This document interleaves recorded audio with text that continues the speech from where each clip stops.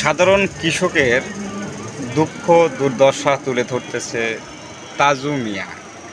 বিস্তারিত ভিডিওতে দেখুন। আসসালামু আলাইকুম। আমি এখন আছি কুড়িগ্রাম জেলার নাগেশ্বরী এলাকা উপজেলা নারায়ণপুর ইউনিয়ন। এখানে মরুভূমি এলাকা বলতে চরাঞ্চল যোগাযোগ, এখানে বিশৃঙ্খলা, এখানে সব ধরনের বিশৃঙ্খলা, কৃষি আবাদ থেকে এখানে আমাদের অনেক সমস্যা।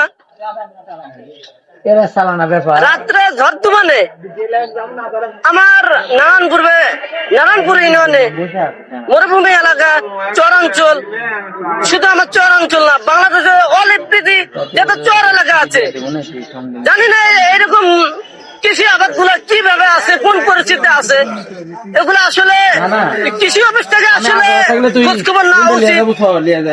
এখন আমি চলে যাব কৃষির যে ভুট্টা গাছের গৃহস্থর কাছ থেকে আমি চলে যাব, দেখি তারা কত কষ্টে আছে, তারা কি বলতে চায় আর কি। আসসালামু আলাইকুম। আপনি ভালো আছেন? ভাই বেশি ভালো নাই ভাই। আমি যেটা দেখতে পাচ্ছি তার দুঃখ কষ্ট আসলে আমি বুঝতে পারছি।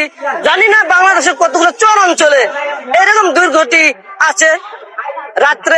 আজকে রাত্রে ঝড় তুফানে ভুট্টার গাছ আলটি পাল্টি করে দেখেন ফেলে গেছে। এখানে